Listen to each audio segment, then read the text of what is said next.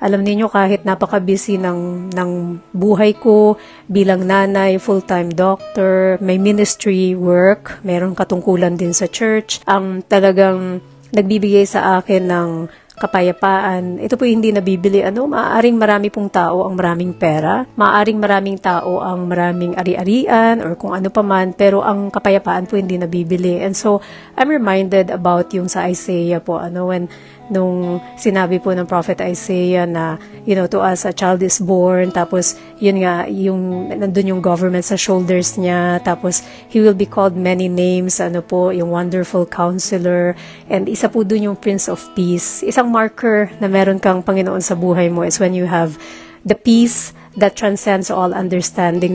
Kahit napaka-busy mo, kahit napaka-daming ganap sa buhay mo, sa career mo, or kung ano pa man ang ginagawa mo, laging may kapayapaan kasi doon ka nililid ng Lord. Kung tayo po ay talagang sumusunod sa Holy Spirit, sa leading ng Holy Spirit, and the Holy Spirit comes to us to dwell in us kapag tinanggap natin ang Panginoong Jesus po. Pag isinuko natin yung buhay natin, when we realize that we need a Savior po, dahil po tayo'y makasalanan at tayo napahiwalay sa ating Diyos na tagapaglikha, the moment we realize that, and the moment we accept Jesus as our Lord and Savior, Holy Spirit comes to our lives and He begins to lead us po. The Holy Spirit is a third person sa triune God. Na nangyayari po sa atin, kahit po very stressful or hectic yung ating mga careers, like in my case, napaka-busy ng buhay ko po bilang doctor. Napakarami kong pasyente, parami ng parami. Pero in spite of that, bakit parang never-ending yung lakas natin? Bakit at the end of the day, yung iba nangangarag na tayo, meron pa rin tayong compassion, nangingibabaw sa atin yung desire na makatulong.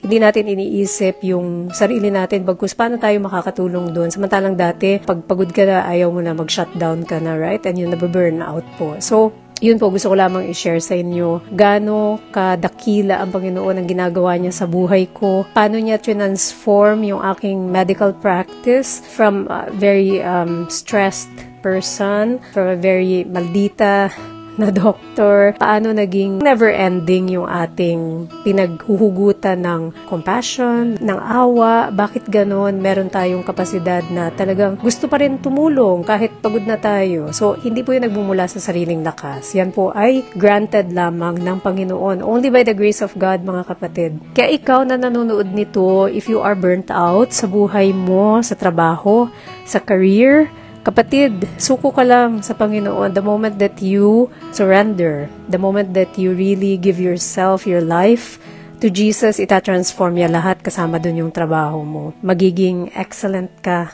sa gagawin mo.